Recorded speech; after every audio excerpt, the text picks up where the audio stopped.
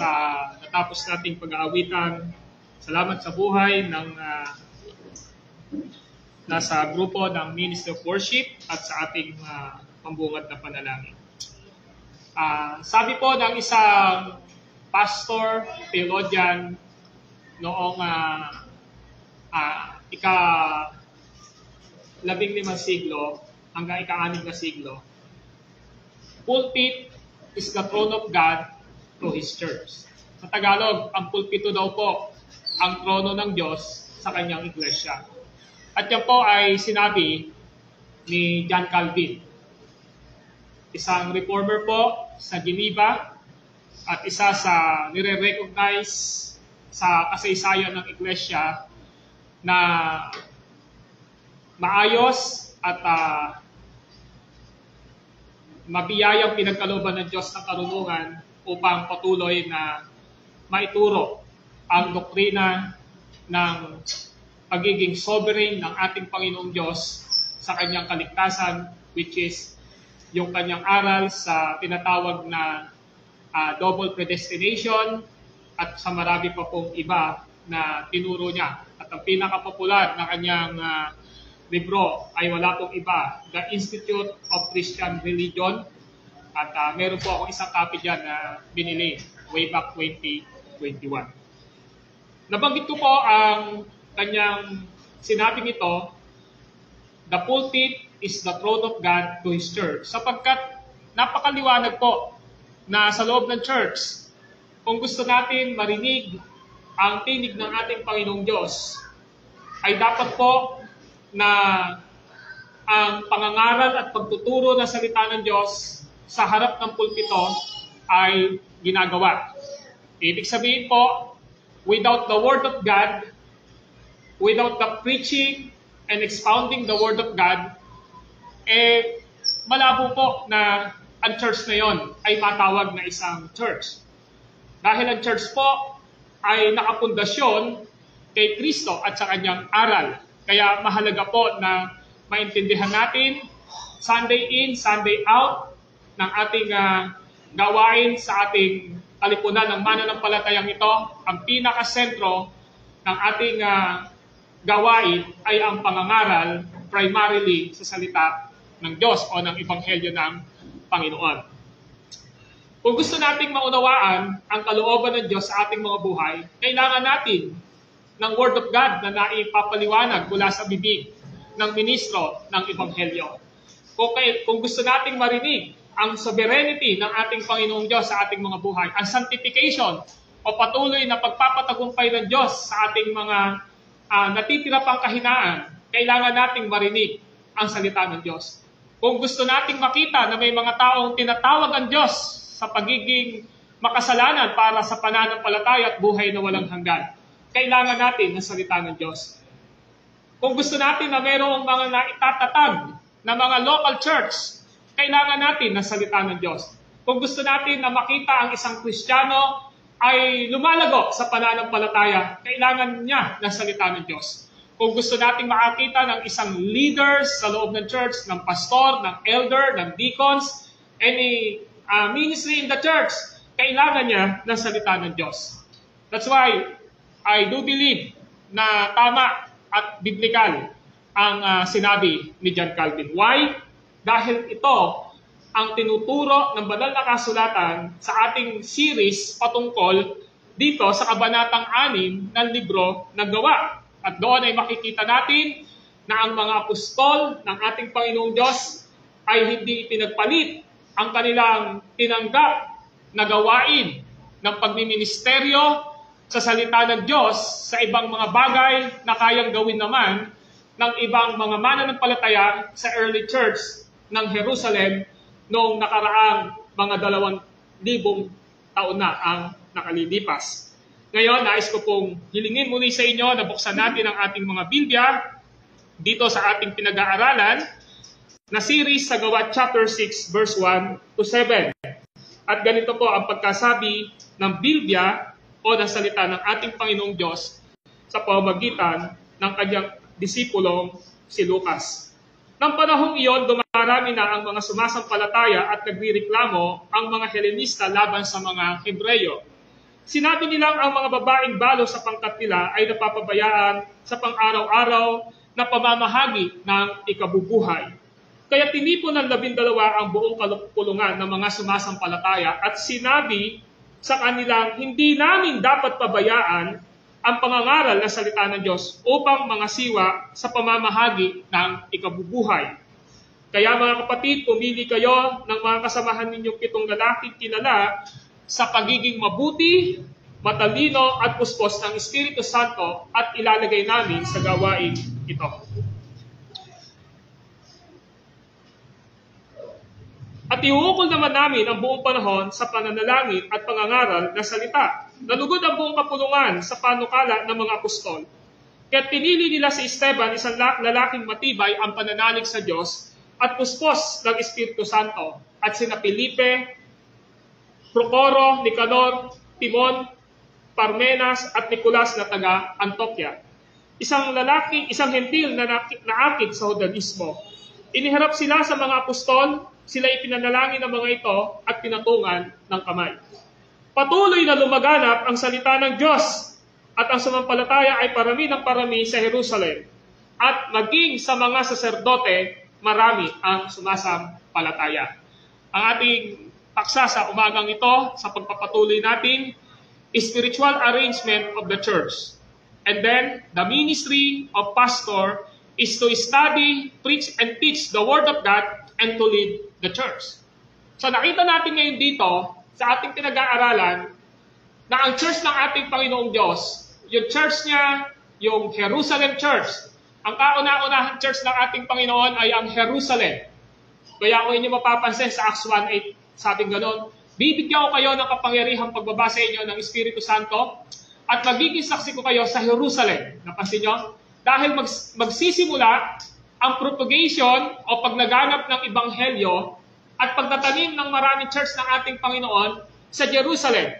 Kaya sa panahong iyon, kapag tinignan natin, lumalago yung church ng ating Panginoon. Hindi lang basta sa bilang, kundi dahil sa quality ng kanilang pananampalataya. At nakita natin yung quality ng pananampalataya nila simula sa 120, nag-start sa 3,000 sa Acts chapter 2. Pagdating ng chapter 4, may 5,000 na dagdag. Makikita natin yung quality ng kanilang maturity sa pananampalataya. Yung kanilang commitment, yung kanilang pag-support sa church. Nakita natin araw-araw, nagtitipon sila sa templo. Nakita natin kung paano sila mayroong passion na magbahagi ng salita ng Diyos. Wherever they go, nagbabahagi sila ng salita ng Diyos. Nakita natin kung paano sila mag-support sa lahat ng pangangailangan ng ministry nila. At nakikita natin yung mabilis na church growth ng panahong iyon, spiritually and numerically.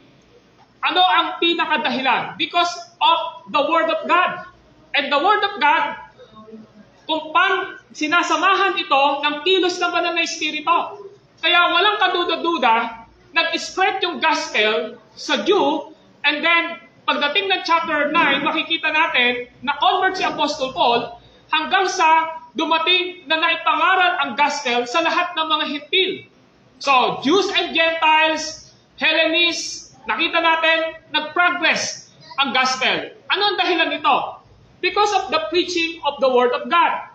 Yun yung pamamaraan nila. Wala silang ginawang pamamaraan. Ang pamamaraan nila ay ang pangangaral at pagtuturo ng salita ng Diyos.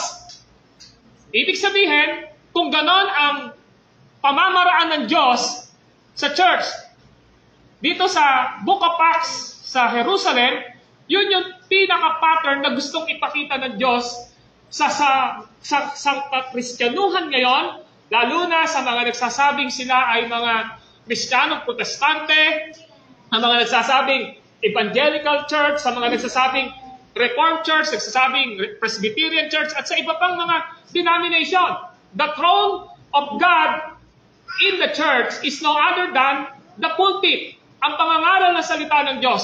At ito yung dapat nating maintindihan.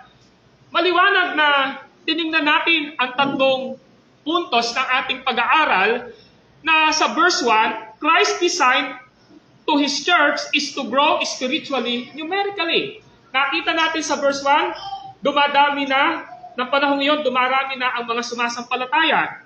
At nakita din natin yung pangalawa, Christ's design to His church is to meet the needs of His ministries in the church. Nakita natin sa verse 2, verse 1, na kailangang matugunan ang pangangailangan ng ministeryo ng ating Panginoon, which is His church. And number 3, Christ's design to His church is to establish offices in the ministry. Nakita natin dito na si Kristo, dinisenyo niya sa kanyang church na nagsimula sa Jerusalem na magtatag ng mga gawaing pang-ministeryo na dapat lagyan ng mga tamang tao na dapat na mag-ministry. At nakita natin yung dalawang bagay sa pag-aaral natin, the apostle or the pastor, the elder have power to call meeting the church member and leaders in verse 2. Nung nagkaroon ng problema, nagpatawag ang mga apostol ng pagpupulong upang kanilang tugunan ang mga nagiging maliliit na problema sa loob ng church. At nangyari po yun. Nakita na natin sa pangalawa, the apostle or the pastor elder should remain faithful to Christ's delegated office. So tinignan natin doon na ang mga apostol ay nagtapat sa ibinigay sa kanila na mandato, sa kanilang ministeryo na binigay ni Kristo sa kanya, at yun ay walang iba kundi ang pangangaral na salita ng Diyos. At ganun din dapat sa isang church. So nakita natin, titingnan natin ngayon tiningnan natin yung dalawang nakapailalim dito sa pagiging tapat ng mga apostol sa ministry nila. O dapat makita natin na dapat sa church, yung pastor o yung elder, ito yung dapat na pinagtatapatan nila. Ano yung una? Pangangaral na salita ng Diyos. Dahil may problema, kailangan nilang i-delegate ang mga sitwasyon na ganito, kaya nagpatawag sila ng meeting upang tugunan ang mga nakita nating problema. At ang kanilang sinabi, kailangan magkaroon tayo ng deacons na mag-serve, maglilingkod sa loob ng church na katuwang ng pastor o ng elder o sa panahon nila katuwang ng mga apostol. Pangalawa, tinignan natin, ang sabi nila ng apostol, iuukol o ibibigay namin ang aming mga sarili saan? Sa pangangaral at pagtuturo na salita ng Diyos kasama na ang pananalangin. So dapat naiintindihan natin na nakaukol at ibinigay dapat ng pastor at ng elder ang kanilang sarili sa gawain ng pangangaral at pagtuturo ng salita ng Diyos. Of course, kailangan nilang mag-aral. Ngayon, ikatlo, tingnan natin. Ang pastor at elder ay may mandato buhat sa salita ng Diyos na ang pinakasentro ng kanilang ministeryo, ng kanilang gawain ay ang verse 4. Ano ba ang sinasabi ng chapter 6 verse 4? Pakibuksan po ninyo ang inyong Biblia. Ang sabi ng chapter 6 verse 4 ay ito. At iuukol naman namin ang buong panahon sa pananalangin at sa pangangaral ng salita. Nakita niyo po yan? That is the mandate of the apostle na ibinigay ng Diyos sa kanila. Iukol nila ang kanilang sarili saan? Sa pananalangin at pangangaral ng salita ng Diyos. Now, tingnan po natin yung salitang iuukol namin ang buong panahon. Now, we will focus in verse 4. Sabi doon, sa English, will devote. We will devote, sinabi nila. O sa Tagalog, iuukol namin ang buong panahon. Now, kapag tinignan natin, napakaliwanag ng sinasabi ng mga apostol na kailangan naming i-devote, kailangan naming iukol. Alin daw? Ang kanilang sarili, saan? Sa panahon. Panahon ng ano? Ng pagtuturo at pangangaral at pananalangin. Now, sabi ko po sa inyo, tingnan natin yung salitang iuukol o devote. Ang salitang devote o iuukol ay galing po sa Greek word na ang kahulugan ay steadfast. Ibig sabihin po, matatag, hindi nagbabago. Yan ang ibig sabihin ng steadfast. Ang ibig sabihin po pala ng devote, matatag yung mga apostol sa kanilang paghawak sa ministry na meron sila. Sila ay hindi nagpapatinag, hindi sila nagpapabago. At yung makikita pa natin na kahulugan ng devote ay endure. Ano ibig sabihin ng endure? Nagtsatsaga, nagpapatuloy.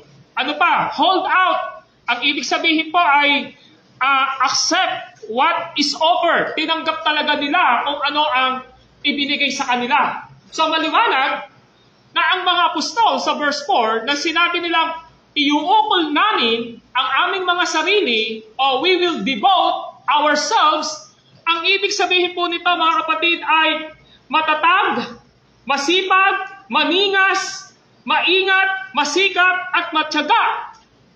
Yung mga apostol na ano, sabi ng verse 4, na inukol ang buhay nila sa panahon, sa pangangaral at pag-aaral ng salita ng Diyos.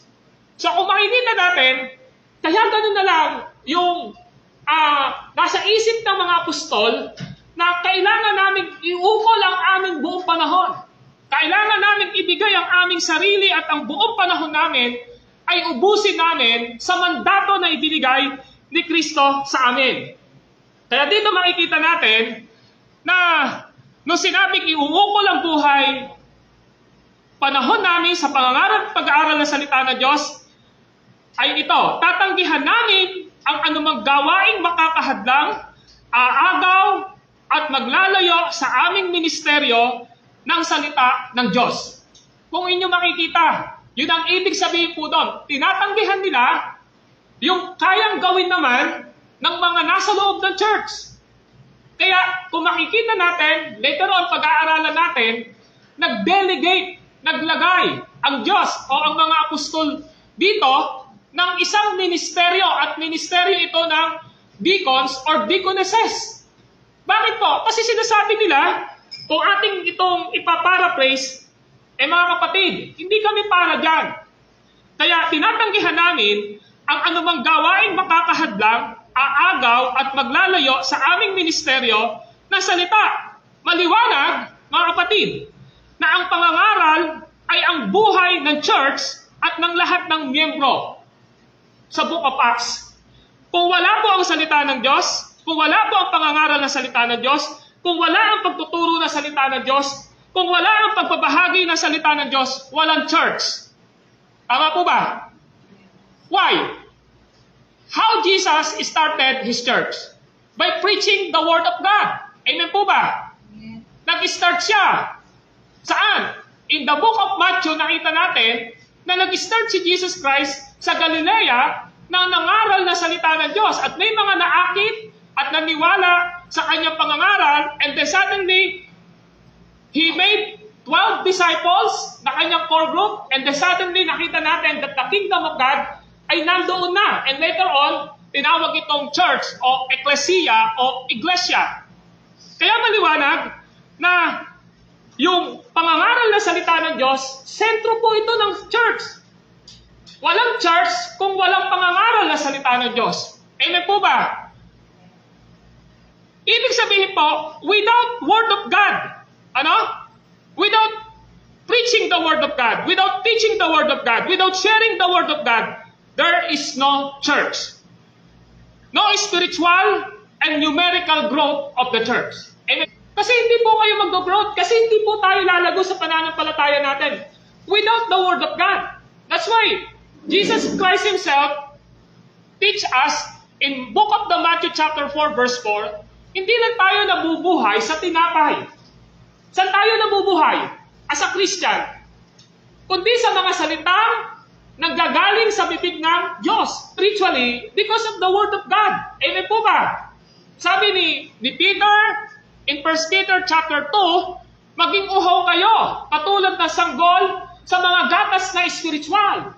Without spiritual milk, that is the Word of God, hindi ho tayo mag-growth sa ating pananampalataya. And even in the book of Hebrew, our diet ay nagre-resulta ito ng ating tinatawag na pagiging healthy sa ating pananampalataya. Kaya kumakain tayo, sabi doon, dapat kumakain na kayo ng gulay, kumakain kayo ng karne, and that is the language of spiritual maturity. Amen po ba? So, nangangahulugan na ang Word of God, yan yung kasangkapan ng banal na Espiritu at kalooban ni Kristo sa kanyang church. Kaya, preaching the Word of God is the center of the ministry of the apostle in this particular passage. Amen po ba? Now, maliwanag mga kapatid, na the Word will devote, ulitin ko, yung salitang devote, huwag nyo kalilimutan, ang ibig sabihin po dyan, iuukol namin ang aming sarili, ay nagsasalarawan na ang mga apostol ay matatag at hindi nagbabago at meron silang isang kaisipan ng katapatan sa pangangaral at pagtuturo ng salita ng Diyos at pananalangin. And that is clear in verse 4. Ang sabi ng verse 4, at iuukol naman namin ang buong panahon saan? Sa pananalangin at pangangaral ng salita. You see, ang salitang iuukol, ibig sabihin, doon namin ibibigay yung buong buhay namin. Meron silang single-minded, yung fidelity and single-minded nila nandoon. Kasi yun yung command ni Lord sa kanila eh. So maliwanag na pinapakita rito, mga kapatid, na the apostle and this passage is great pattern for every call to be pastor, elder, teacher of the church. So kung ito yung pinaka-pattern ng early church ng Jerusalem, this is applicable at napakahalaga na ganito pa rin dapat ang ginagawa ng isang local church. Gaano man sila kadami, gaano man kalaki, gaano man kakonti ang isang ministry, the pastor should be faithful, maging tapat sa kanyang ministry na tinawag. Alam niyo kanina, nung nagsa-Sunday school kanina, wala pang tao, sabi ko, kailangan ko na magturo, at least baka may makapanood sa sa live natin, di ba? So ang ginawa ko, nagturo ako kahit dalawa lang yung nandito. So ano ibig sabihin dito?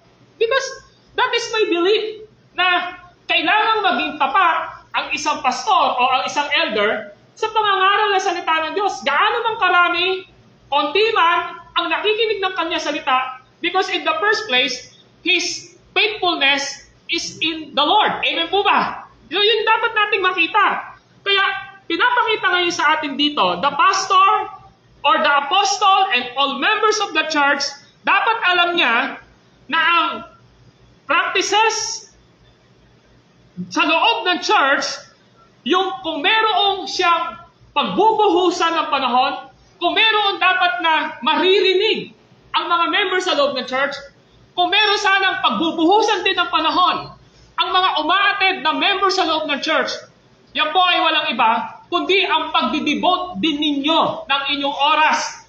Saan? Sa paikinig at pag-aaral ng salita ng Diyos. And that is vice versa. If the ministry of the pastor is devote themselves, saan?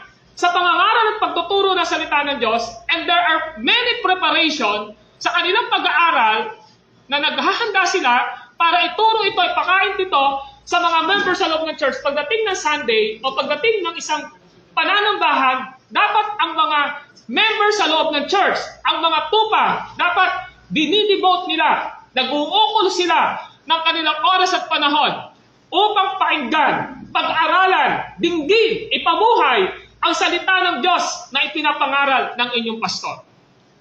Amen po ba? So dapat naiintindihan niyo yan, and that is vice versa. Kung ako ay nag-aaral na salita ng Diyos para ipakain sa inyo, dahil yan ang trabaho ko to feed the sheep of Jesus Christ in this church, your responsibility is devote your time, devote yourself. Saan? Sa paikinig na salita ng Diyos. Alam nyo, posible na nandito kayo sa loob ng church. Pero wala kayong naiintindihan. Why? Because you are not devoting yourself saan? Sa pag-aaral na salita ng Diyos. We need to correct ourselves. Why? Dahil galing tayo sa isang paniniwala na pag pumunta ka sa isang simbahan kahit walang nagtuturo ng salita ng Diyos, tawag mo, nakasamba ka na. Di ba? Yun yung nakakagis na natin eh. Bukas ang isang simbahan, pupunta ka Sa isang malaking simbahan, pagpunta mo doon, ay sasabi mo, pag tinanong ka sa bahay mo, birthday mo, saan ka galing? Nagsimba ako. Tingin mo sa sarili mo, nagsimba ka na dahil pumasok ka sa loob ng church. And that is wrong. In the pattern of the Book of Acts, ang mga mananampalataya, nagdi-devote sila sa pananalangin, sa pag-aaral ng salita ng Diyos, pananatili sa aral ng mga apostol, pagpira-piraso ng tinapay, at ano pa? Sa kanilang pagsuporta at gawain. That is the life of the church of Jerusalem in the early Church of Jesus Christ. Kaya maliwanag na dapat na naiintindihan natin, Sunday by Sunday, nagpupunta tayo sa loob ng church. At pagpunta natin sa loob ng church, ano yung pinaka dapat nating hinahanap? Well, kung may hahanapin tayo, yung kabuuan ng ministry natin at pagsamba. Mahalaga ang panalangin, mahalaga ang pag-worship, pero pinakamahalaga ay ano? Ang pagtanggap natin ng salita ng Diyos. Kaya sabi ng mga apostol, we will devote ourselves. In what? In preaching the Word of God. So, ano yung dapat gawin naman ng kongregasyon? The congregation of the early church, especially in the Jerusalem church, natuwa sila, nalugod sila. Kaya ang sabi ho doon, nung makikita natin sa talata pong ito ng ano sabi rito? Talatang 5 ng chapter 6 ng Acts, nalugod ang buong kapulungan. Nakita nyo? Nalugod. Ano yung ibig sabihin na nalugod? Natuwa sila. Nalugod sila dahil alam nila na kami ay hindi pababayaan ng mga apostol sa paglago ng aming pananampalataya sa karunungan at kaalaman patungkol sa Diyos at sa aming Panginoong Jesucristo. Why? Because the ministry of the pastor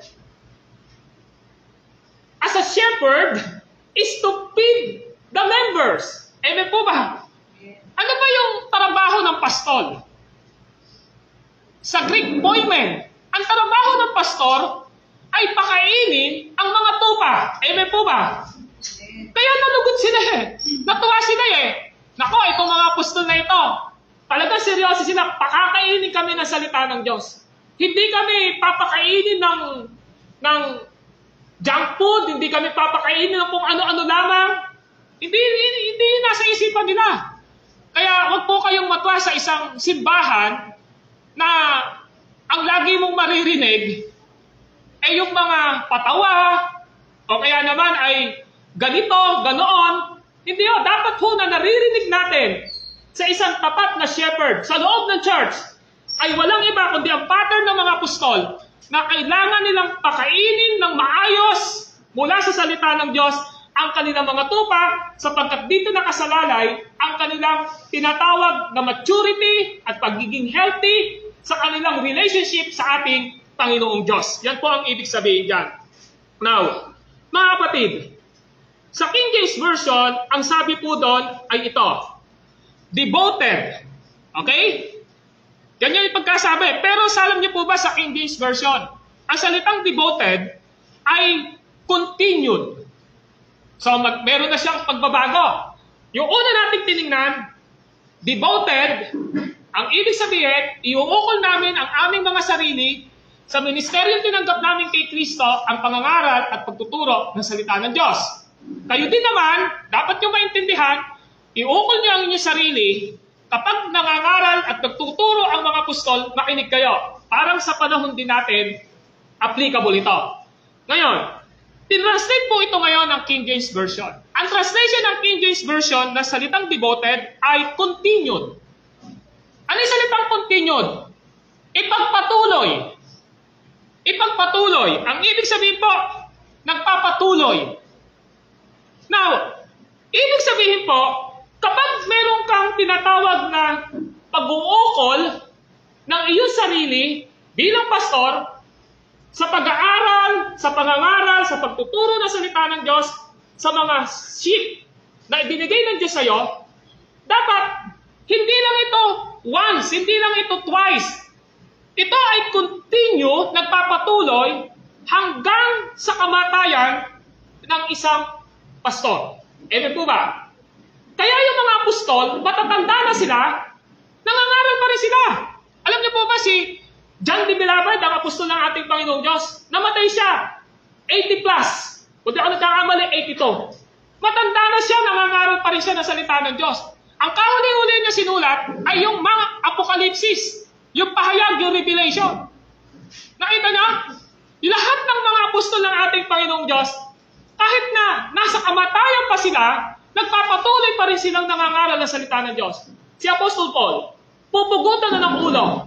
Ang kanyang huling sulat ay ang 2 Timothy. Nasa Danggyo siya.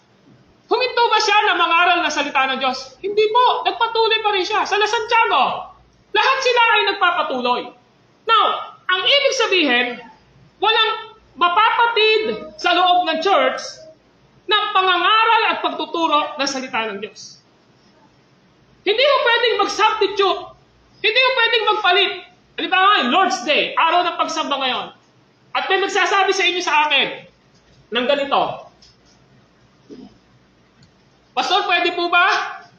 Huwag po na kayong mangaral ngayon at magkantahan na lang po tayo sa loob ng church na ito. Pwede po ba yon?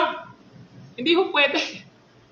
Kasi yung salitang devote, tinranslate na siya ng King James Version na continue, nagpapatuloy. So, hindi po pwedeng mawala ang pangangaral at pagtuturo ng salita ng Diyos sa loob ng church. Nakuha niyo po yung punto natin? Kaya nga ang tanong natin, kapag ba sa loob ng church, walang pangangaral na salita ng Diyos, pagsamba po ba yun? Alam niyo, hindi po kompletong pagsamba yun. Because if we want to worship God, we need to hear His Word. At maririnig lang natin ang tinig ng Panginoong Diyos sa pamamagitan ng salita niya na ipinaliliwanag at ipinangangaral sa atin. Amen po ba? So kaya ako, hindi po ako sang-ayon na sa isang gawain pang iglesia, pang local church na walang pangangaral na salita ng Diyos, gawin natin games, gawin natin ganito, gawin natin yung pag-aawitan. Hindi ko ako sang-ayon sa ganung mga bagay. Why? Because the passage is clear, crystal clear, na sinasabi sa atin na kapag dinidibot mo yung sarili sa pagtuturo pangangaral ng salita ng Diyos, nagpapatuloy ang salita ng Diyos na dapat ipangaral sa mga tupa ng ating Panginoong Diyos. And this is vice versa. Hindi ka pwedeng magsabi na, Pastor, hindi ko na kailangang marinig ang salita ng Diyos. Hindi mo pwedeng mangyari yon. Kapag sinabi mo na hindi mo na kailangan marinig ang salita ng Diyos sa isang tapat na tagapangaral, parang sinasabi mo, tinatanggihan ko na si Kristo at ang authority ni Kristo na kanyang salita over my life. Sa buhay ko. Parang sinasabi ng ating Panginoong Diyos ay ganito, gusto ko na maging healthy ka sa pananampalataya mo. At meron akong inilagay dyan na sirbidoro sa iyong buhay. Nagbigay ako sa iyo dyan ng ano tawag dito? Yung nagbibigay sa mga restaurant ng mga nagpapakain. Ayun, nagsiserve. Ano ba? Nagsiserve ako sa inyo. Waiter ako. Tapos, pinapakain kayo ng maayos sa pagkain. Tanggi ka ng tanggi. Yung isang kasama mo naman pinakain niya, yung lahat ng pinapakain sa kanya ng waiter na maayos. Sa tingin nyo, sino ho'y mas malakas sa inyo? At magiging healthy? Yung kumakain po. Pero ikaw na ayaw mo kumain ng salita ng Diyos, ano mangyayari sa'yo? Magkakasakit ka, manghihina ka, magkakasakit ka, hindi ka magiging healthy. Kaya sa loob ng church, dapat naiintindihan nyo, we will continue to study the Word of God. By the grace of God, dapat ang pastor ay tapat na pinapangaral ang salita ng Diyos. Ewan ko kung may nakita na kayo, pang-anim na bahagi na po natin ito ng pag-aaral dito sa Acts chapter 6. Nagtataka ako sa ibang pastor, pag nagturo, kayang ituro ito ng 20 minutes. Tama po ba? Pero ako habang inaaral ko to, mas lalong nararamdaman ko yung mahalagang salita na dapat i-expound sa kongregasyon na ito. Nakita niyo po? So, in other words, yung salitang devote, nagpapatuloy ito. Hindi mo pwedeng sabihin, Pastor, tinitingnan-tingnan ko lang kung ano yung mga tinuturo mo. Pag hindi ko nagugustuhan yung tinuturo mo, hindi na ako atin, hindi na ako makikinig sa'yo. That is wrong. Why?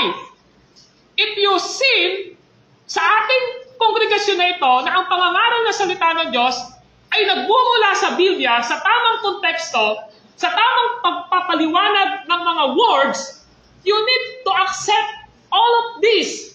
Hindi dahil kay pastor, kundi dahil ito ang salita ng ating Panginoong Diyos. Now, listen.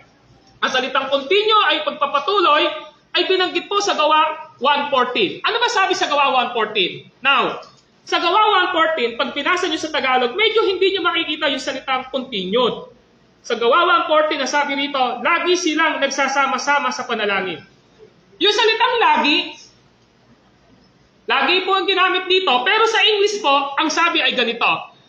This all continued with one accord in prayer and supplication with woman and Mary, the mother of Jesus, and with his brethren.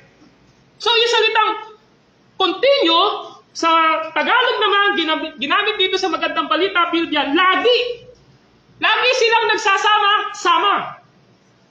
So, ginamit na po ang word na continue o yung salitang devote in the first chapter of the book of Acts.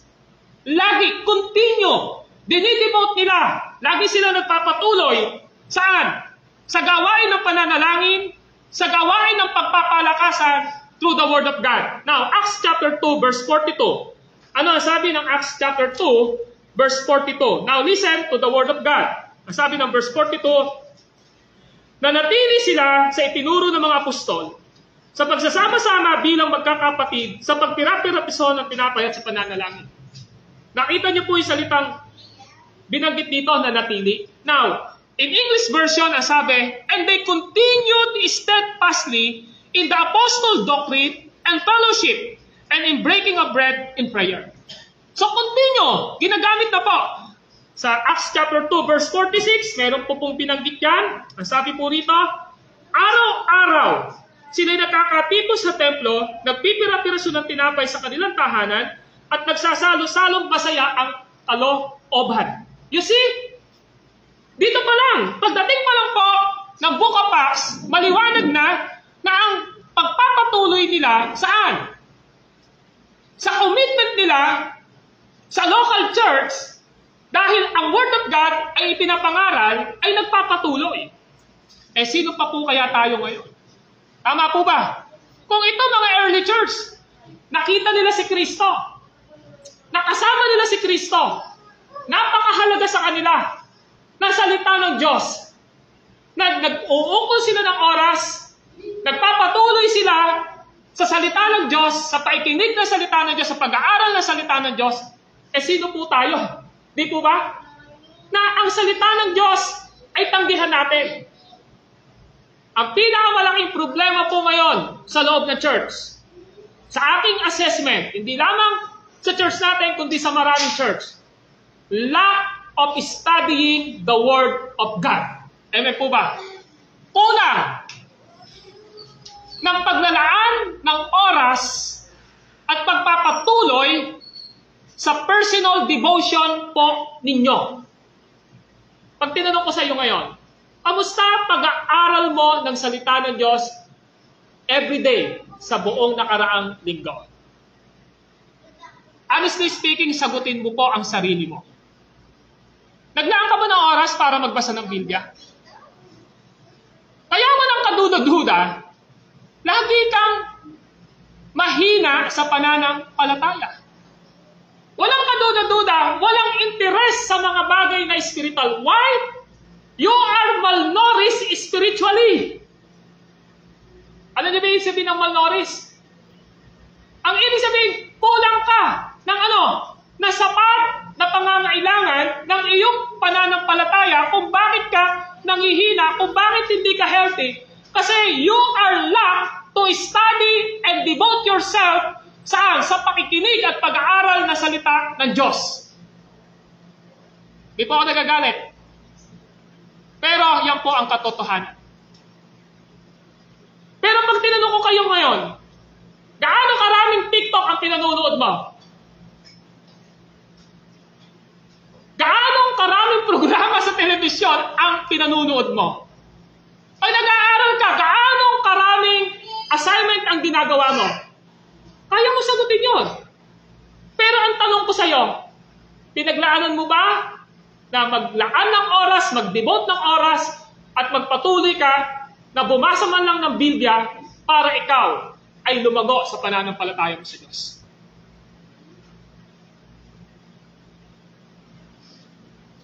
Yan po yung pinakamalaking problema ngayon sa Christianity. Meron ng complacent, sapat na sa kanya na pumunta ng linggo sa church, sapat na sa kanya na umattend ng church, tingin niya okay na yon. Hindi ho. Mahalaga sa atin na kailangan nating mag-aral na salita ng Diyos. Kaya nga ako sinasabi kahit kay Joshua, pagbulayan mo araw at gabi. Amen po ba? Sabi ho ni, sa Deuteronomy 6:4, maliwanag doon, na itanim mo sa iyong isipan sa puso mo, iukit mo sa iyong hamba, ibigkis mo sa iyong baywang, itali mo sa iyong ulo ang salita ng Diyos. Mga kapatid, ang unang Kristiyanong mananampalataya ay Kristiyanong naglalaan ng oras at ang pinaka-top priority sa buhay nila ay alamin ang gusto ng Diyos at kalooban ng Diyos sa kanilang buhay sa pamamagitan ng salita ng Diyos. Amen po ba? Hindi sila nagpupunta. Baka po may naniniwala pa rito. Ano kayo zodiac sign ko ngayon? Tingnan ko muna yan. Hindi sila gano'n. O kaya naman, may problema sila. Agad tao yung pupuntahan nila. Hindi. Sila muna po ay kumukonsulta sa salita ng Panginoong Diyos upang maunawaan nila ang kalooban ng Panginoon. Ang kapatid, dito sa binasa natin sa Acts 1:14, Acts chapter 2 verse 42, Acts chapter 2 verse 46. This is my point. The whole church must give, devote, and continue sa responsibilidad na ibinigay ng Diyos sa atin na pinag-uukulan namin ng buong panahon ay ang salita ng ating Panginoong Diyos. Amen po ba? Maliwanag po ito. Pag-uukulan natin ng panahon ang salita ng Diyos. And this is not for only the pastor and elder. Ito rin ay para sa inyo. I challenge you, mag-uukol ka ng panahon sa salita ng Diyos. Pag uwi mo mamaya, gumawa ka na ng iyong schedule. Araw-araw, magbasa ka ng salita ng Diyos hanggang sa Sabado. Tingnan mo kung paano kumikilos ang Diyos sa iyong buhay at nagmamature sa pananampalataya. At pag nakita mo ako sa susunod na linggo, sabihin mo sa akin kung ano ang ginawa ng Diyos sa iyong buhay. I challenge you. Every day, mag-aral ka ng salita ng Diyos. Maglaan ka ng oras. Sa halip na ubusin mo yung oras mo sa ganito, paglaanan mo ng konting oras ang pag-aaral ng salita ng Diyos. Araw-araw. Tapos pag nagkita tayo sa Sabado o sa Linggo, sabihin mo sa akin, Pastor, nung pong sinunod ko yung inyong suggestion sa akin na magbasa ng Biblia araw-araw, naglaan ako ng oras, Pastor, iba po yung nararamdaman ko ngayon. I tell you the truth, there is something doing ang salita ng Diyos sa iyong buhay dahil kumikilos ang banal na Espiritu sa buhay mo through the Word of God. Amen po ba? So yan dapat nating tingnan. Now, the most needed of our church today is rightly preaching and teaching and sharing the Word of God. That is my assessment. Mga kapatid, ang pinakakailangan ng church ngayon, ang pinakakailangan ng Kristiyano ngayon, ang pinakakailangan ng bawat isa sa atin na narito ngayon, ay ang salita ng Diyos na tamang napapaliwanag, na tamang naririnig, na tamang pinag-aaralan, at tamang ina-apply sa ating mga buhay. Lahat ng mga members, lahat ng attenders sa ating church, dapat yung nais mo, nais nating lahat, ay yung pag-ukulan natin ng panahon ang salita ng Diyos. Doon po tayo magsimula. Alam niyo, bisan, bakit ayaw mo pumunta sa church? Kulang ka sa salita ng Diyos eh. Kung minsan, pupunta ka sa church, at least masabi lang nagsimba ka, dahil kulang ka sa salita ng Diyos. Amen po ba? Bakit ayaw mo mag-serve kay Lord? Kasi kulang ka sa salita ng Diyos. Bakit di ka makapamuhay ng may kabanalan? Kasi kulang ka sa salita ng Diyos. Dahil ang salita ng Diyos, ang mensahe ng banal na Espiritu, sa buhay ng bawat isa sa atin. And I suggest sa ating lahat na narito, pag-ukulan natin ng panahon ang salita ng Diyos. Kung ako pinag-uukulan ko ng panahon ang salita ng Diyos para ituro na tama at tapat sa inyo, gawin niyo po itong pag-uukol ng panahon. And I tell you the truth, there is something na mangyayari sa inyong buhay sa pamamagitan ng salita ng Diyos at pagkilos ng banal na Espiritu.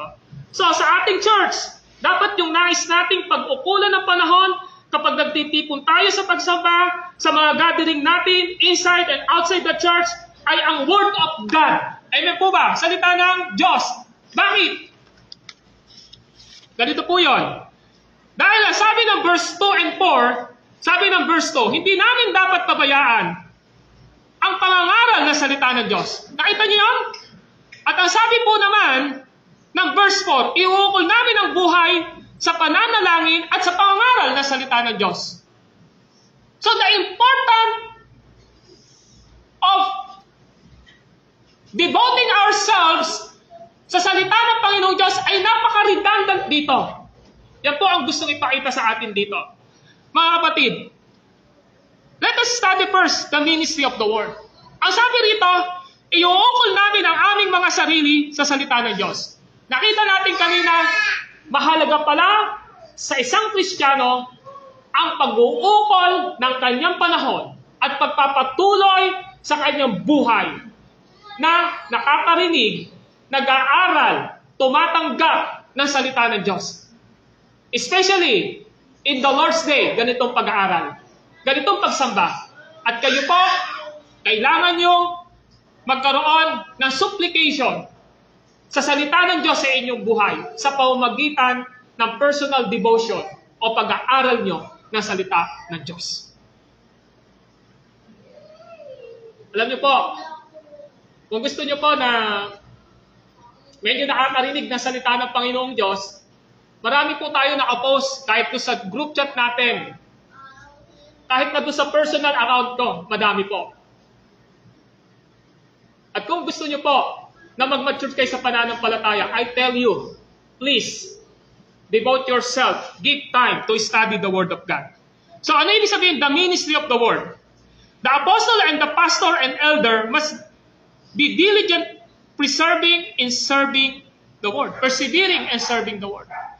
Alam niyo po, in Acts chapter 20, gusto ko lang po ipakita sa inyo kung paano ni Apostle Paul nasimulan ang church at saan niya ipinagkatiwala ang church na siya po ay aalis na. Please open your Bible in Gawa chapter 20. Ang sabi po ni Apostle Paul ay ganito, especially in verse 24. Gawa 20:24. Ang sabi niya ay ganito, subalit walang halaga sa akin ang aking buhay. Maganap ko lamang ang aking tungkulin. At matapos ang gawain ibinigay sa akin ng Panginoong Hesus, ang pagpapahayag ng mabuting balita tungkol sa agandahang loob ng Diyos. That is the core ministry of Apostle Paul. Tingnan niyo po yung verse 27. Ano sabi ng verse 27? Sapagkat ipinahayag ko ang lahat ng nilayo ng Diyos para sa inyo, wala akong inilingit. Nakita niyo po yon? Tingnan niyo po ang verse 31. Ano sabi ng verse 31? Kaya't mag-ingat kayo at alalahanin ninyong tinuruan ko kayo gabing araw sa loob ng 3 taon. At maraming luha ang pinunahunan ko. Saan ininvest ni Apostle Paul ang kanyang buhay? Sa pagtuturo. Tingnan niyo po yung verse 31. Sabi niya, mag-ingat kayo. At ano sabi niya? Kasi aalis na siya rito sa church ng Efeso. Alalahanin ninyo, tinuruan ko kayo. Araw-araw lang po ba? Hindi. Ang sabi, gabing araw, ilang taon? Sa loob ng 3 taon. At ang sabi niya, maraming luha ang pinuhunan ko. Alam niyo, si Apostle Paul, nagtuturo siya. Coming from the Old Testament. Inaaral niya yun. Nagturo siya ng 3 taon. Yung luha niya, lagi siyang umiiyak. Umiiyak palagi si Apostol Pablo. Araw at gabi. Bakit po? Kasi nakikita niya siguro Nag-aaral ako, nagtuturo ako, yung iba sa inyo sa halip na lumago sa pananampalataya, Wala akong nakikita ng pagbabago. Nakita nyo? Tinuturuan ko kayo ng salita ng Diyos, pero yung iba sa inyo, lack of commitment sa fellowship. Nagtuturo ako sa inyo, pero hindi nyo pinapahalagahan ang salita ng Diyos na inyo napapakinggan. Yan si Apostol Pablo. Kaya sabi niya, tinuruan ko kayo gabit araw sa loob ng 3 taon. At ang puhunan ko sa inyo ay luha. Meron bang luha na pinuhunan niya? Ano ang ibig sabihin ng luha? Sa puntong ito, pwede mo sabihin, naluluha ako kasi masaya ako eh. Pero hindi yun yung punto ni Paul dito eh. Nung sinabi niya ito, naluluha siya dahil posible na yung kanyang pagsamo sa ating Panginoong Diyos, yung pag-iyak niya sa Panginoong Diyos, sinasabi niya siguro, na Lord, sana gumawa itong salita niyong ito sa buhay ng mga taga-Pilipos. Lord, sana maging tapat ako sa iyo. Huwag kong isipin na ibahin ang pamamaraan para lang marami pumunta sa church. Kailangan kong maging tapat na ang pinaka-instrumento lamang para ang tao ay maligtas ay ang pangangaral ng salita ng Diyos. Umiiyak po siya. Ano pa po ang sabi ho doon? Mga kapatid, sa talatang 32, ang sabi niya ay ito, at ngayon, itinatagubilin ko kayo sa Diyos at sa kanyang salita, na nagpapahayag ng kanyang kagandahan loob. Siya ang makapagpapatibay sa inyo at makapagbibigay lahat ng pagpapalang ililaan niya sa lahat ng kanyang pinagiging banal. Saan niya ipinagkatiwala ang church ng Efeso? Sa salita ng Diyos. Ano yung sabi niya ron? Sa verse 32, sabi doon, sabi rito, ay ito, at ngayon, itinatagubilin ko kayo sa Diyos. Sa Diyos kayo itinatagubilin. Pero, paano ngayon gagawa ang Diyos? At sa kanyang salita, na nagpapahayag ng kanyang kalooban sa inyong buhay. So, ibig sabihin, kung gusto natin na maintindihan na ang Diyos ay gumagawa sa ating buhay, kailangan natin ng Word of God na naririnig, na pag-aaralan at tinatanggap. Mahalaga po ito sa isang tunay na mananampalataya. At ang sabi po ron sa talatang 32 na yon, napakaklaro. Pinagkatiwala ni Pablo ang church ng Efeso upang maingatan sila through the Word of God. Ganyan po ba? Tanong, paano mo ngayon maiingatan ang pananampalataya na meron ka? Usually, hindi ko nag-iingat eh. Kapag sinusunod mo ang salita ng Diyos na inaaral at pinag-aaralan mo sa church natin. Ngayon, sasabihin nyo, Pastor, kahit ba yung mga anak namin dapat tinuturuan? Buksan po natin ang Deuteronomio chapter 6. Tingnan lang po natin. Yung iba kasi sinasabi, ang salita ng Diyos, pang matanda lang yan. Huwag na natin isama yung mga bata. Ito po ang sabi ng banal na kasulatan sa Deuteronomio chapter 6. Ano sabi rito? Ang sabi po, Deuteronomio 6:4. Ano sabi rito? Pakinggan niyo po, Deuteronomio 6:4. Sana baguhin ng Diyos sa kanyang mga salitang ito ang konsepto natin na hindi kasama ang pamilya rito. Sabi ng 6:4, digin din niyo mga Israelita, si Yahweh lamang ang Diyos. Ibigin niyo siya ng buong puso, kaluluwa at lakas. Verse 6, ang mga utos niya'y itanim ninyo sa inyong isip. Nakita niyo po yan? Paano mo matatanim kung wala kang naririnig na salita ng Diyos? Di po ba? So, kailangan talaga ng salita ng Diyos. Sa verse 7, ituro niyo ito sa inyong mga anak. Pinatuturo ba sa mga anak? Pinatuturo ko. Ano pa ikarugtong?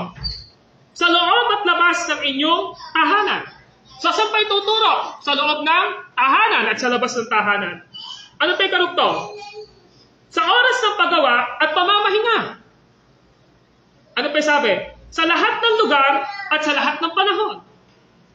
Ano pa sabi sa verse 8? Ipulupot ninyo ito sa inyong mga kamay. Bilang tanda, itali sa inyong noo. Isulat sa mga hamba ng inyong pinto at mga tarangkahan. Ano po yung pinasusulat? Pinatuturo, pinapamuhay, ipinapatanim. Salita ng Diyos. Kahit sa lumang tipan, mahalaga ang salita ng Diyos. Huwag po natin ismulin ang salita ng Diyos. Kaya maliwanag na si Apostol Pablo Maliwanag si Apostle Peter, kahit si Luke na ating pinag-aaralan na sumulat ng gawa, na kung merong pinaka-sentro na ginagawa ang tao, ito ay ang pag-alam at pagkilala sa Diyos sa pamamagitan ng kanyang salita. Sabi po ni John MacArthur ay ito: The apostle pledged to devote themselves to their ministry, set the pattern to all to follow. The ministry demands total commitment. Everything a man has to give. Sabi ni John MacArthur. So sabi niya ay dito, ang mga apostol, ibinigay nila sa pagbuukol ng kanilang mga sarili sa ministeryo inilaan na dapat gawin at sundin ng lahat ng tao. Ano yon? Pangangaral. The ministry, ang ministeryo ay nanghihingi ng kabuuang pagtatalaga sa lahat ng bagay na dapat ibigay ng isang tao sa ating Panginoon Diyos. So, John MacArthur na ito. Napakalawak ng ministry. Napakaraming members sa loob ng church sa California. Hundreds, thousands ang member. So, ano sinasabi niya ngayon dito? Ang sinasabi niya ngayon dito, ganyan yung apostol. Ang mga apostol, binigay nilang buong-buo ang kanilang buhay. Sabi po ni J. Vernon McGee, ito po ang sabi niya, and I quote, The apostle felt that they should not give up study of the Word of God. They felt it was important for them to continue with that. If they gave up the study of the Word of God and serve tables, that will be undoing of them. They should spend their time in prayer and study of the Word of God. It is important for every church to recognize that the ministers or the pastor and elder should have time to study the Word of God and should have time for prayer. So sabi niya ganito ang mga apostol naramdaman nila na sila ay kailangang hindi i-give up, hindi bituan ang pag-aaral ng salita ng Diyos. Naramdaman ng mga apostol na mapakahalaga para sa kanila na ipagpatuloy nila ito. Kung kanila itong bibituan, yung pag-aaral ng salita ng Diyos, at maglilingkod sila sa pangangailangan, serve the tables, pangangailangan, nung nasa chapter 6, ang mangyayari po dito, meron silang i-give up na dapat nila hindi gawin. Ang pananaw ko rito, i-give up ng mga apostol yung pangangaral nila, mahahati na. So, ito yung katugtong. Kailangan nilang ilaan ang kanilang buong oras at panahon sa pananalangin at pag-aaral ng salita ng Diyos. Ito ay napakahalaga sa bawat iglesia sa pagkilala na ang pastor at elder nila ay dapat ay mayroong oras sa pag-aaral ng salita ng Diyos at pagbibigay ng oras sa pananalangin. Tama po ba? Parang nakikinikinit ako rito kung ikaw, tagapagpakain ka ng mga anak mo, hindi mo basta pakainin ng kung ano-ano lang yan. Tama po ba? Yung tinatawag nating nung araw, nung hindi pa uso yung bili-bili ng ulam, nakikita natin kung paano naghahanda yung mga magulang natin. Tama po ba? Bumibili ng gulay, bumibili ng kain, inahanda nila, sineserve nila sa kanilang mga anak. Naglalaan sila ng oras para igayak ang pagkain at ulam ng kanilang pamilya. Tama po ba? Sa church, ganun din po. Ganun din po dapat sa church. Kaya sabi ni J. Vernon McGee, siguraduhin ninyo na yung pastor ninyo may oras at panahon sa pag-aaral at pananalangin dahil napakahalaga ng ministeryo ng pangangaral na salita ng Diyos. Now, dito ako magtatapos. Meron akong tiningnan. Well-prepared po itong inaaral kong ito. At kumukonsulta ako sa maraming dapat konsultahin. Ito yung question. How long the pastor, preacher, and teacher spend each week to prepare their message in preaching and teaching on Sunday and even weekdays meeting? So, ang tanong ay ito. Gaano ba ang pastor ba at nangangaral at nagtuturo ng salita ng Diyos, gaano ba talaga dapat sila magbigay ng oras para sa pangangaral nila at pagtuturo ng salita ng Diyos, para maging maayos yung kanilang pangangaral ng salita ng Diyos? Now, here a summary sermon preparation time for some well-known pastor. Ito yung mga kilala. Si John MacArthur, yung pinaka-paborito kong pastor, 32 hours sa isang sermon ang ginugugol niya. 32 hours. 32 oras po siya na nag-aaral upang maituro lang niya ang isang verse o ang isang passage. Si John Piper, na Baptist pastor, ang sabi doon ay all day Friday. Basta yung buong Friday na yon, nag-aaral siya. Kasama na ang kalahating araw ng Sabado. Nakita niyo po yon? Matindi, di ba? Marami pa po akong pwedeng sabihin sa inyo na yung iba 40 hours nag-aaral.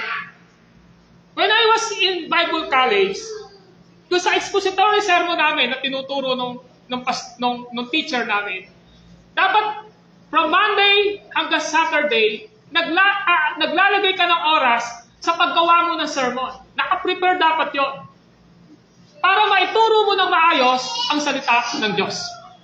So bakit kailangan magbigay ng oras sa ganitong uri ng gawain ng ministeryo? Tandaan nyo, ang pinag-uusapan po sa loob ng church ay eternal life and eternal punishment. Amen po ba? Baka po dumating ang punto, yung sinabi ni Jesus Christ, hindi lahat ng tumatawag sa aking Panginoon, Panginoon, ay papasok sa kaharian ng langit. At sasabihin nila sa huling araw, Panginoon, nangaral kami sa iyong pangalan. Tama po ba? Nagpalayas kami ng demonyo, gumawa kami ng kababalaghan. Pero ang sagot sa kanila ng Diyos, hindi ko kayo kilala, mapaggawa ng masama. And that is the warning of Jesus Christ to His church. Kaya mahalaga na pinag-uukulan ng oras at panahon ang ituturo at ipapangaral na salita ng Diyos. Lalo na sa araw ng pananambahan. Kung ikaw ay kasama sa ministry ng pagtuturo ng salita ng Diyos, dapat bago dumating ang oras ng pagtuturo mo, naghanda ka sa pagtuturo mo sa Bible study. Amen po ba? Yan ang dapat nating maintindihan. At sa bawat isa sa atin narito, huwag niyo pong babaliwalain sa inyong sarili na hindi kayo maglalaan ng oras na makinig na salita ng Diyos kada linggo sa church na ito. And I challenge you, pwede po ba na lagay natin sa isipan natin na ang Sunday School ay kasama po sa pagsamba sa araw ng linggo? Hindi lang po yung Sunday worship na may kantahan, yun yung pagsamba. Kasama po ang sa araw ng linggo, ang Sunday School. You miss out many learning kapag hindi kayo umattend ng Sunday School. So please, prepare yourself. Ilagay mo na sa sarili mo, Lord, ang araw ng Sunday, paglalaanan ko ito para sa iyo ito. Mag-aaral ako ng iyong salita, makikinig ako ng iyong salita, mananalangin kami, aawit kami.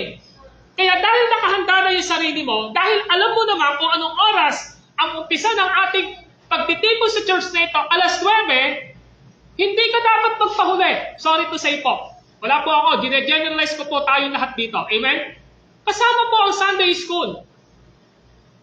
Dahil ang pinakasentro po ng Sunday School, pagtuturo at pangangaral ng salita ng Diyos. Amen po ba? So let us pray na sana mangusap sa ating sarili ngayon yung salitang iuukol namin ang aming sarili sa salita ng Diyos para mag-aral kami, makinig kami ng salita ng Diyos. The more na ikaw ay naglalaan ng oras sa pag-aaral Sunday by Sunday ng salita ng Diyos sa Sunday, sa mga Bible study natin, sa personal study mo ng salita ng Diyos, magmamature ka sa pananampalataya mo kay Kristo. Amen? Ako, hindi na po ako naniniwala na maraming dahilan. Pastor, kasi may dahilan may ganito Simple lang po yan. Kapag gusto mo, marami paraan. Kapag ayaw mo, puro na lang dahilan. Amen po ba? So, we need to devote ourselves to the Word of God. Maglaan tayo ng oras. Iset natin ang ating sarili. Especially every Lord's Day, this is for the Lord and for us. Na sana ibigay ng Diyos sa atin ang pagbabago sa ating mga puso. At pag nating hanapin sa iba, yung pangangailangan natin dahil we are member of this church. Amen? Kung meron kang hahanapin na nakalakasan ng pananampalataya mo, nasa church na ito. You are not here in the church para tingnan ang mga negatibong bagay sa kapatiran natin. Nandito tayo sa church para tingnan natin ang salita ng Diyos na nagbabago, nagpapalago ng ating buhay pananampalataya. Panginoon po namin Diyos, maraming salamat sa mga salita niyo na aming natanggap. Dalangin ko po na patuloy itong gumawa at kumilos sa aming mga buhay at naway nagkaroon ng reformation sa aming spiritual na kalagayan. Nawa po, katulad ng tinuturo ng inyong mga salita, ako bilang pastor at elder ng church na ito, na nawa po, iukol ko ang aking sarili sa pag-aaral, pagtuturo at pangangaral ng salita ng Diyos. Sa mga Bible study leaders namin na narito, nawa po, turuan niyo sila, tulungan niyo, na laging maging handa sa pagtuturo ng salita ng Diyos. Sa mga kapatiran na narito ngayon, nawa po, magkaroon sila sa kanilang puso't kaisipan ng pagnanais at pagnanasa na ilaan nila ang kanilang sarili, lalo na pag-araw ng Sunday, sa pagsamba dahil nakikinig, nag-aaral ng inyong salita mula Sunday School hanggang Sunday Preaching. At dalangin ko po, nalagyan niyo po kaming lahat ng kagalakan sa aming puso na laging maglaan ng oras from weekdays, from Monday to Saturday, na nagbibigay kami ng time sa pag-aaral ng inyong mga salita. Wala po kaming nais na tanggapin sa umagang ito, kundi ang salita niyo lamang. At nawa, naging pagpapala ang salita niyo ito sa aming mga puso. At nawa, hindi po ito nagdala ng anumang discouragement sa amin, kundi ito ay nagpalakas at nagtuwid sa aming buhay, pananampalataya sa inyo. Thank you so much, Lord, for your love and mercy and grace na binibigay niyo po sa amin. This is our prayer in Christ's name. Amen.